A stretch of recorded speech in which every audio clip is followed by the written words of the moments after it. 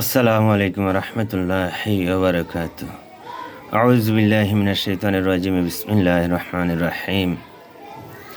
তুমি ভাবছো তুমি জিহাদের ময়দানে যাবে, সহকর্মী তোমার অনেক, কিন্তু তার মধ্যেও তুমি পরীক্ষা করে নিও কে তোমার পাশে আছে।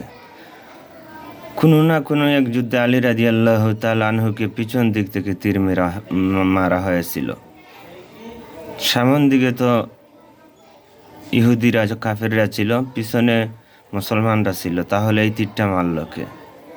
তাই জীবন চলার পথে যাদেরকে নিয়ে তুমি মাঠ সংগ্রাম করতে চাচ্ছ, মাঠে নামছো, রাজপথে রাজত্ব করছো এবং রাজপথে নেমে মানুষের অধিকার আদায়ের কল্পনা মাথায় নিয়ে কাজ করছো, কিন্তু এমন এক সময় দেখা যাচ্ছে যে তোমার সাইটের লোকগুলো তোমার কাছ থেকে দূরে সরে যাচ্ছে।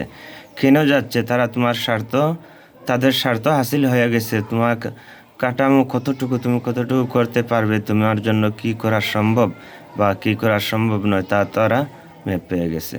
তাই চলার পথে সব সাইডটুকু সবাইকে বলতে নেই। তোমার পজিশন, আয় উন্নতি, টাকা পয়সা, মূল তোমার আঘাত করার ক্ষেত্র যে জায়গাটা, এগুলো কাউকে বলবে না।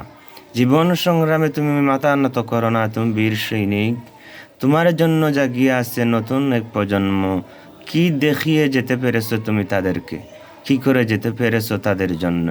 তুমি তাদেরকে এমন একটি পথ দেখিয়ে যাও যে পথ অনুকরণ করলে তারা আল্লাহর রাসূল সাল্লাল্লাহু তাআলা আলাইহি ওয়াসাল্লাম পর্যন্ত পৌঁছাবে।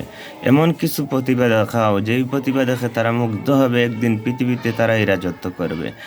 এমন কোনো প্রতিভা তাদের মধ্যে ঢুকিয়ে দেওয়ার চেষ্টা করো যেই প্রতিভায় তারা আল্লাহ রাসূল সাল্লাল্লাহু তাআলা আলাইহি ওয়াসাল্লামকে পেয়ে যাবে।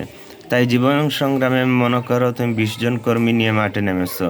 20 জনের মধ্যে কি 20 জনই তোমার ভালো চাবে? আমার মনে হয় না 20 জন সবাই তোমার ভালো চাইবে। তাই যাচাই করে যাকে যে স্থানে পৌঁছানোর প্রয়োজন তাকে সেই স্থানে বসিয়ে দাও। সব মানুষকে কাছে টেনে বুকে নিও না, সবাই বুকে স্থান পায় না। সব মানুষের হাতে টাকা পয়সার রাজত্ব তুলে দিও না, সবাই আমানতের মর্যাদা বুঝে না। সব মানুষকে তুমি অন্ধবিশ্বাস করো না, কারণ সবাই অন্ধবিশ্বাসের যোগ্য নয়। এই জগতে বিশ্বাস করার লোকেরাই আঘাত করে। এই জগতে বিশ্বাস করে যাদের জন্য তুমি সব উৎসর্গ করে দিবে, তারাই এক সময় তোমাকে ছেড়ে চলে যাবে। জীবন সংগ্রাম বারবার, হারা জিতার নামে জীবন। কোনো জায়গায় থেমে থাকার পথ নেই। মৃত্যুর আগ পর্যন্ত তুমি তোমার কর্মর দিকে এগিয়ে যেতে থাকো। জীবন সংগ্রামে যতবার তুমি হারবে, ততবার সেখান থেকে শিখে নিও।